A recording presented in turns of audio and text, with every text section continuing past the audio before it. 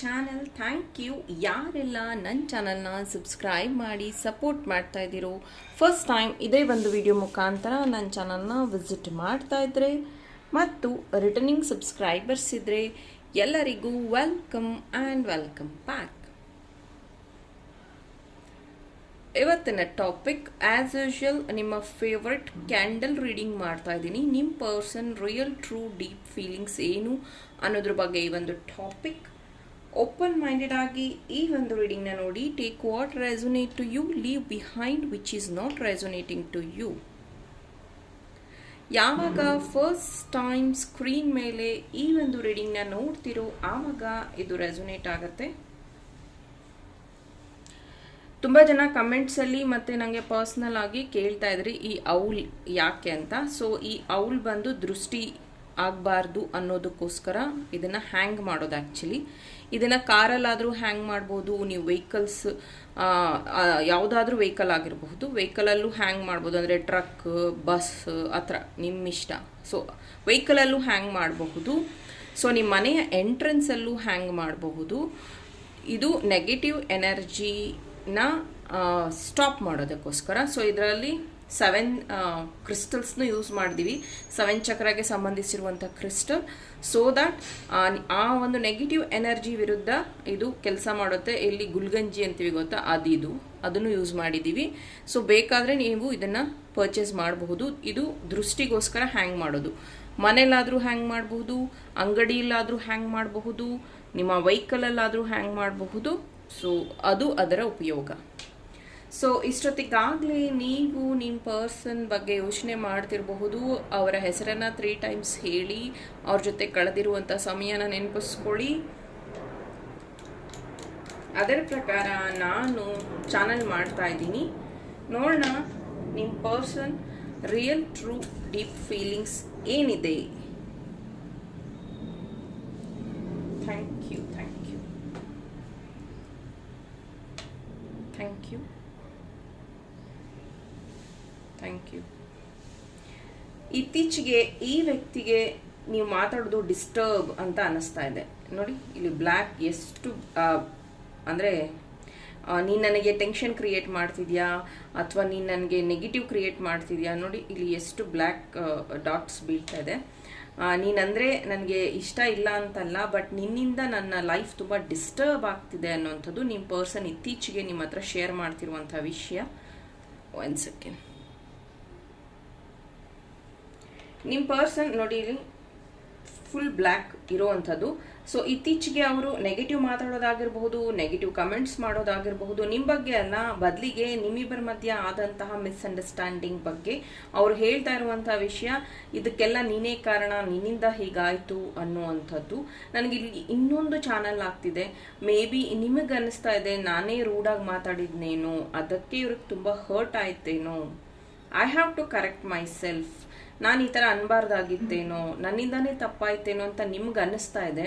But ಅದನ್ನು convey ಮಾಡೋದಕ್ಕೂ ನಿಮ್ಮ ಪರ್ಸನ್ ನಿಮ್ಮ ಹತ್ರ ಸರಿಯಾಗಿ ಮಾತಾಡ್ತಾ ಇಲ್ಲ. ಅವ್ರು ಯಾವಾಗ ಕಾಲ್ ಅಥವಾ ಮೆಸೇಜ್ ಮಾಡ್ತಾರೋ ಆ ಟೈಮಲ್ಲಿ ಏನೋ ಒಂದು ವಿಷಯಕ್ಕೆ ನೀವಿಬ್ಬರು ಜಗಳ ಮಾಡಿಕೊಂಡು ಡಿಸ್ಟ್ರಾಕ್ಷನ್ಸ್ ಕ್ರಿಯೇಟ್ ಆಗಿ ಮತ್ತೆ ಆ ಒಂದು ಕಾನ್ವರ್ಸೇಷನ್ ಅಲ್ಲೇ ಕಟ್ ಆಗುತ್ತೆ. ಮತ್ತೆ ನಿಮ್ಮ ಆ ಒಂದು ಫೀಲಿಂಗ್ ಹಾಗೆ ಕ್ಯಾರಿ ಮಾಡ್ತೀರಾ. ಮತ್ತೆ ಹೇಳಿದ್ರಾಯ್ತು ಅಂತ ಅಂದ್ಕೊಂಡು ಆ ವ್ಯಕ್ತಿ ಯಾವಾಗಲೂ ಹೇಳುವಂಥದ್ದು, ನಿಮಗೆ ಯಾವಾಗ ಚಾನ್ಸ್ ಸಿಗುತ್ತೋ ನನ್ನನ್ನು ನೀವು ಕಂಪ್ಲೇಂಟ್ ಮಾಡ್ತೀರಾ, ನನ್ನ ವಿರುದ್ಧ ಮಾತಾಡ್ತೀರಾ. ನಾನು ಯಾವತ್ತೂ ನಿಮ್ಮನ್ನು ಆ ರೀತಿ ನೋಡಿಲ್ಲ. ನಾನು ತುಂಬ ಇಷ್ಟಪಟ್ಟಿದ್ದೆ, ತುಂಬ ಪ್ರೀತಿ ಮಾಡಿದ್ದೆ, ತುಂಬ ಗೌರವ ಕೊಟ್ಟಿದ್ದೆ. ಬಟ್ ನೀವು ಇತ್ತೀಚೆಗೆ ನನ್ನನ್ನು ತುಂಬ ರೂಡಾಗಿ ಮಾತಾಡ್ತಾ ಇದ್ದೀರಾ ಅನ್ನೋವಂಥದ್ದು. ನೀವು ಈಗ ಯೋಚನೆ ಮಾಡ್ತಿರೋದ್ರ ಬಗ್ಗೆ ಅಥವಾ ನಿಮ್ಮ ವ್ಯಕ್ತಿ ಬಗ್ಗೆ ಅಥವಾ ನಿಮ್ಮ ವ್ಯಕ್ತಿ ನಿಮ್ಮ ಬಗ್ಗೆ ಯೋಚನೆ ಮಾಡುವಾಗ ಅವ್ರು ಅನ್ಕೋತಾ ಇರೋವಂಥದ್ದು, ಇಲ್ಲ ಈ ಒಂದು ಇಯರ್ ಮುಗಿತಾ ಇದೆ ಅಥವಾ ಈ ಒಂದು ಇಯರ್ ಎಂಡೋ ಅಥವಾ year starting, I don't know, ಇದನ್ನು ನಾನು ಹೇಗಾದರೂ ಫಿಕ್ಸ್ ಮಾಡಬೇಕು. ಮೇ ಬಿ ನಾನೇ ಅವ್ರನ್ನ ಸಾರಿ ಕೇಳಿಬಿಡ್ಲಾ ಅಥವಾ ನಾನು ಈ ಒಂದು ತಪ್ಪನ್ನ ಸುಧಾರಿಸ್ಕೊಳ್ಳೋದಕ್ಕೆ ಏನಾದರೂ ಗಿಫ್ಟ್ ಕೊಡಲಾ ಅಥವಾ ಏನಾದರೂ ಕಾಂಪ್ರಮೈಸ್ ಮಾಡ್ಕೊಳ್ಳಾ ಹೇಗೆ ಅಂತ ಆ ವ್ಯಕ್ತಿ ಯೋಚನೆ ಮಾಡ್ತಿದ್ದಾರೆ. ಬಿಕಾಸ್ ತುಂಬ ದಿನಗಳಿಂದ ನಿಮ್ಮನ್ನು ಹರ್ಟ್ ಮಾಡಿರುವಂಥದ್ದು, ನಿಮ್ಮನ್ನು ಸಾರಿ ಕೇಳದೇ ಇರೋವಂಥದ್ದು, ಪದೇ ಪದೇ ನಿಮ್ಮನ್ನು ಕ್ವಶನ್ ಮಾಡಿರುವಂಥದ್ದು ಅಥವಾ ನಿಮ್ಮ ಹತ್ರ ಕಮ್ಯುನಿಕೇಷನ್ ಮಾಡದೇ ಇರುವಂಥದ್ದು ಕಂಟಿನ್ಯೂಸ್ ಆಗಿದೆ. ಇದು ನೋಡಿ, ಇಟ್ಸ್ ಅ ಕಂಟಿನ್ಯೂಸ್. 1 ಸತಿ 2 ಸತಿ ಅಲ್ಲ, ಕಂಟಿನ್ಯೂಸ್ ಅವರು ನಿಮಗೆ ಕಾಲ್ ಅಥವಾ ಮೆಸೇಜ್ ಮಾಡದೇ ಇರೋದು, ಪದೇ ಪದೇ ನಂಬರ್ನ ಬ್ಲಾಕ್ ಮಾಡಿರುವಂಥದ್ದು, ಈ ಥರದ ಎನರ್ಜಿಯಿಂದ ಅವರು ಆಚೆ ಬರಬೇಕು. ಈ ಥರದ ಯೋಚನೆಯಲ್ಲಿ ಅವರು ಹೊಸ ನಿರ್ಧಾರಗಳನ್ನು ತಗೋಬೇಕು. ಈ ಪ್ರೀತಿನ ಉಳಿಸ್ಕೊಳ್ಳೋದಕ್ಕೆ ನಾನು ಏನಾದರೂ ಒಂದು ಆ್ಯಕ್ಷನ್ ತಗೋಬೇಕು ಅನ್ನೋದ್ರ ಬಗ್ಗೆ ಯೋಚನೆ ಮಾಡ್ತಿದ್ದಾರೆ. Letter S, P, K, Y, J, A, C letter apt ಆಗಿದೆ. ಮೇ ಬಿ ನಿಮ್ಮ ಹೆಸರಲ್ಲಿ ಅಥವಾ ನಿಮ್ಮ ಪಾರ್ಟ್ನರ್ ಹೆಸರಲ್ಲಿ ಈ ಲೆಟರ್ಸ್ ಬರ್ತಿರಬಹುದು. ನಿಮ್ಮ ಪರ್ಸನ್ ಡೈಲಿ ಜಾಕೆಟ್ ಅಥವಾ ಹುಡಿ ಹಾಕೋತಾರೆ ಅಂತ ಅನ್ಸುತ್ತೆ. ಅದನ್ನು ಅವ್ರಿಗೆ ಮೇ ಬಿ ನೀವು ಗಿಫ್ಟ್ ಕೊಟ್ಟಿರಬಹುದು, ಅಥವಾ ನಿಮ್ಮ ಪರ್ಸನ್ ನಿಮಗೆ ಹುಡಿ ಅಥವಾ ಸ್ವೆಟರ್, ಸಮ್ ಟೋಪಿ ಕೈಂಡ್ ಆಫ್ ಥಿಂಗ್ ಆ ಥರದ್ದೇನೋ ಒಂದು ನಿಮಗೆ ಗಿಫ್ಟ್ ಕೊಡಬೇಕು ಅಂತಾನು ಯೋಚನೆ ಮಾಡ್ತಿದ್ದಾರೆ. ಅಥವಾ ನೀವಿಬ್ಬರು ಎಲ್ಲಾದರೂ ಟ್ರಿಪ್ ಅಥವಾ ಶಾರ್ಟ್ 1 ಡೇ ಟ್ರಿಪ್ ಈ ಥರ ನೀವು ಪ್ಲ್ಯಾನ್ ಮಾಡ್ತಾ ಇರಬಹುದು ಮೇ ಬಿ. ಹಾಗಾಗಿ ನೀವಿಬ್ಬರು ಡಿಸ್ಕಸ್ ಮಾಡಿ ಒಂದೇ ಥರದ ಡ್ರೆಸ್ ತಗೊಳ್ಳುವಂಥದ್ದು ಅಥವಾ ಏನಾದರೂ ಗಿಫ್ಟ್ ಕೊಡುವಂಥದ್ರ ಬಗ್ಗೆನೂ ಯೋಚನೆ ಮಾಡಿದ್ದಾರೆ ನಿಮ್ಮ ಪರ್ಸನ್ ನಿಮ್ಮ ಬಗ್ಗೆ. ನೀವು ತುಂಬ ಟೆಕ್ನಿಕ್ಸ್ನ ಯೂಸ್ ಮಾಡಿದ್ದೀರಾ ಈ ಒಂದು ಪ್ರೀತಿನ ಉಳಿಸ್ಕೊಳ್ಳೋದಕ್ಕೆ. ಈ ಪ್ರೀತಿ ನನ್ನ ಲೈಫಲ್ಲಿ ಇರಬೇಕು, ಈ ಪ್ರೀತಿ ನನ್ನಲ್ಲಿ ಇರಬೇಕು, ನಾನು ಯಾವಾಗಲೂ ಇವ್ರ ಜೊತೆಗಿರಬೇಕು, ಇವರು ನನ್ನ ಜೊತೆಗಿರಬೇಕು, ಈ ರೀತಿಯ ಒಂದು ಮ್ಯಾನಿಫೆಸ್ಟೇಷನ್ ಆಗಿರಬಹುದು. ಇದು ಪ್ರೀತಿಯಲ್ಲಿ ಸ್ವಾರ್ಥ ಅಂತ ಅನ್ಬಹುದು. ಎಷ್ಟೊಂದು ಸತಿ ನೀವೇ ಹೇಳಿದ್ರಿ ನಿಮ್ಗೆ ಹೇಗಿಷ್ಟನೋ ಹಾಗಿರಿ, ನಾನು ನಿಮ್ಮನ್ನು ಡಿಸ್ಟರ್ಬ್ ಮಾಡಲ್ಲ, ನಾನು ನಿಮ್ಮನ್ನು ಏನೂ ಕೇಳಲ್ಲ ಅಂತ.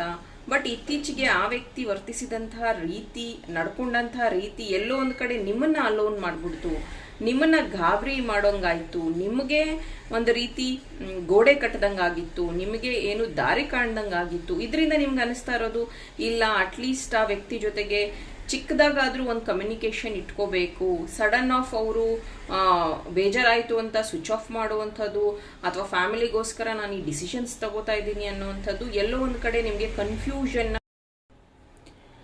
ನಿಮಗೆ ಪದೇ ಪದೇ ಅನಿಸುವಂಥದ್ದು ನಾನೇ ಯಾವಾಗಲೂ ಕ್ಷಮಿಸ್ತಾ ಇರ್ತೀನಿ, ಈ ವ್ಯಕ್ತಿ ನನ್ನ ಅರ್ಥ ಮಾಡ್ಕೊಳ್ಳಲ್ಲ ಅಂತ. ಬಟ್ ಸೇಮ್ ವೇ ನಿಮ್ಮ ವ್ಯಕ್ತಿನೂ ಅದೇ ಯೋಚನೆ ಮಾಡ್ತಿರುವಂಥದ್ದು, ನಾನೇ ತುಂಬ ಕ್ಷಮಿಸ್ತೀನಿ ಅಂತ ಅನ್ಸುತ್ತೆ, ಅಥವಾ ನಾನೇ ಕಾಂಪ್ರಮೈಸ್ ಆಗ್ತೀನಿ ಅನ್ಸುತ್ತೆ, ಈ ವ್ಯಕ್ತಿ ನನ್ನನ್ನು ಯಾಕೋ ಅರ್ಥ ಮಾಡ್ಕೋತಾ ಇಲ್ಲ, ಅಥವಾ ನನ್ನ ಪರ್ಸ್ನಲ್ ವಿಷಯಗಳನ್ನೆಲ್ಲ ಶೇರ್ ಮಾಡಿಕೊಂಡ್ರೂ, ನನ್ನ ಪರಿಸ್ಥಿತಿನ ಶೇರ್ ಮಾಡ್ಕೊಂಡ ಮೇಲೂ ಈ ವ್ಯಕ್ತಿ ತುಂಬ ಸ್ಟ್ರಿಕ್ಟಾಗಿ ನನ್ನ ಹತ್ರ ವರ್ತಿಸ್ತಾ ಇದ್ದಾರಾ, ಅಥವಾ ಮುಂಚೆಷ್ಟು ನಂಬಿಕೆ ಇವ್ರಿಗೆ ಉಳಿಲಿಲ್ವಾ ನನ್ನ ಮೇಲೆ ಅನ್ನುವಂಥ ಬೇಜಾರಿದೆ. ಇದನ್ನು ಅವರು ನಿಮ್ಮ ಹತ್ರ ಶೇರ್ ಸಹ ಮಾಡಿದ್ದಾರೆ ಅಂತ ಅನ್ಸತ್ತೆ. ಕರ್ಕಾಟಕ ರಾಶಿ, ಮಕರ ರಾಶಿ, ಮೇಷ ರಾಶಿ, ಸಿಂಹ ರಾಶಿ, ಮಿಥುನ ರಾಶಿ, ಕನ್ಯಾ ರಾಶಿ ಪ್ರೆಸೆಂಟ್ ಇರುವಂಥದ್ದಿದೆ. ಮೇ ಬಿ ನಿಮ್ಮ ಹೆಸರಲ್ಲಿ ಅಥವಾ ನಿಮ್ಮ ಪಾರ್ಟ್ನರ್ ಹೆಸರಲ್ಲಿ ಈ ರಾಶಿ ಬರ್ತಿರಬಹುದು. ಇತ್ತೀಚೆಗೆ ಅವರು ಮನೆಯಲ್ಲಿ ಒಳ್ಳೆಯವರಾಗೋದಕ್ಕೋ ಅಥವಾ ಮನೆಯವ್ರ ಮುಂದೆ ಈ ವಿಷಯನ ಮುಚ್ಚಿಡೋದಕ್ಕೋ ಕೆಲವೊಂದು ಆ್ಯಕ್ಷನ್ಸ್ ತಗೊಂಡಿದ್ದಾರೆ. ಅಗೇನ್ ನೋಡಿ ಬ್ಲ್ಯಾಕ್ ಮತ್ತೆ ಫಾರ್ಮ್ ಆಗಕ್ಕೆ ಶುರುವಾಯಿತು. ಡೆಫಿನೆಟ್ಲಿ ಥರ್ಡ್ ಪಾರ್ಟಿ ಸಿಚುವೇಶನ್ ಅಂತ ಹೇಳ್ಬೋದು. ಅದು ಫ್ಯಾಮಿಲಿ ಕಡೆಯಿಂದ ಆಗಿರಬಹುದು ಅಥವಾ ಫ್ರೆಂಡ್ಸ್ ಕಡೆಯಿಂದ ಆಗಿರಬಹುದು.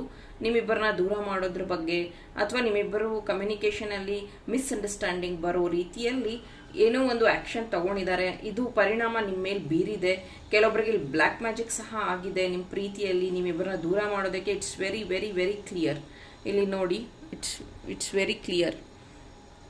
ಓಕೆ, ಈ ಬ್ಲ್ಯಾಕ್ ಮ್ಯಾಜಿಕ್ಕಿಂದ ನಿಮ್ಮಿಬ್ಬರನ್ನ ದೂರ ಮಾಡಿ, ನೀವಿಬ್ಬರು ಮದುವೆ ಆಗದೆ ಇರೋ ಥರ, ಅಥವಾ ನೀವಿಬ್ಬರು ಕಮ್ಯುನಿಕೇಟ್ ಮಾಡದೇ ಇರೋ ಥರ, ಒಬ್ರಿಗೊಬ್ರು ದ್ವೇಷ ಹುಟ್ಟೋ ಥರ, ಅಥವಾ ಒಬ್ಬರನ್ನ ನೋಡಿದ್ರೆ ಒಬ್ಬರನ್ನು ಮಾತೇ ಬರಬಾರ್ದು ಅಥವಾ ಆನ್ಸರೇ ಹೇಳಬಾರ್ದು ಅನ್ನುವಂಥ ರೀತಿಯಲ್ಲಿ ಬ್ಲ್ಯಾಕ್ ಮ್ಯಾಜಿಕ್ ಆಗಿರುವಂಥದ್ದಿದೆ. ದಯವಿಟ್ಟು ತಪ್ಪು ತಿಳ್ಕೊಬೇಡಿ, ಇದು ಎಲ್ಲರಿಗೂ ಅಲ್ಲ, ಕೆಲವೊಬ್ಬರಿಗೆ ಮಾತ್ರ ಚಾನಲ್ ಆಗ್ತಾ ಇರುವಂಥದ್ದು. ಆ್ಯಂಡ್ ಇತ್ತೀಚೆಗೆ ಈ ವ್ಯಕ್ತಿ ಸೈಲೆಂಟ್ ಆಗಿರುವಂಥದ್ದು, ಕಮ್ಯುನಿಕೇಷನ್ ಮಾಡದೇ ಇರೋದಕ್ಕೆ ಇದೇ ಕಾರಣ ಆಗಿದೆ. ಆ್ಯಂಡ್ ಇದ್ರ ಬಗ್ಗೆ ನಿಮಗೇನಾದರೂ ಅನಿಸಿದ್ರೆ ಇದ್ರ ಬಗ್ಗೆ ಆ್ಯಕ್ಷನ್ ತಗೊಳ್ಳಿ, ಇಲ್ಲಾಂದರೆ ಈ ಮೆಸೇಜ್ ನಿಮಗಲ್ಲ ಅಂತ ಬಿಟ್ಬಿಡಿ. ಆ್ಯಂಡ್ ಈ ವ್ಯಕ್ತಿ ಹೊಸ ವರ್ಷಕ್ಕಾಗಿ ಹೊಸದಾಗಿ ಎಷ್ಟು ಪ್ರೀತಿನ ನಾನು ನಿಮಗೆ ಕೊಡೋಕ್ಕೆ ಸಾಧ್ಯ ಅಥವಾ ನನ್ನ ಕಡೆಯಿಂದ ನಾನು ಹೇಳ್ಕೊಳಕ್ಕೆ ಸಾಧ್ಯನೋ, I will try my best. ಇದನ್ನೆಲ್ಲ ಮರ್ತು ಬಿಡೋಣ, ಹಳೇದೇನಿದ್ರು ಹಳೇದಾಗಿ ಇರಲಿ, ವಿಲ್ ಸ್ಟಾರ್ಟ್ ನ್ಯೂ ಅನ್ನೋದ್ರ ಬಗ್ಗೆನೂ ರೀಸೆಂಟಾಗಿ ನೀವಿಬ್ರು ಡಿಸ್ಕಸ್ ಮಾಡಿದ್ದೀರಾ ಅಂತ ಅನ್ಸುತ್ತೆ. ಬಿಕಾಸ್ ಈ ಇಯರ್ ತುಂಬಾ ಮಿಸ್ಅಂಡರ್ಸ್ಟ್ಯಾಂಡಿಂಗ್, ತುಂಬಾ ಹಾರ್ಟ್ ಬ್ರೇಕ್ಸ್ ಇತ್ತು. ಹಾಗಾಗಿ ಸೊ ಇದು ನಿಮ್ಮ ವ್ಯಕ್ತಿಯ ರಿಯಲ್ ಟ್ರೂ ಡೀಪ್ ಫೀಲಿಂಗ್ಸ್ ಆಗಿತ್ತು. ಈ ಒಂದು ರೀಡಿಂಗ್ ನಿಮಗೆ ಇಷ್ಟ ಆಗಿದ್ರೆ ಲೈಕ್ ಮಾಡಿ, ನನ್ನ ಚಾನಲ್ನ ಸಬ್ಸ್ಕ್ರೈಬ್ ಮಾಡಿ.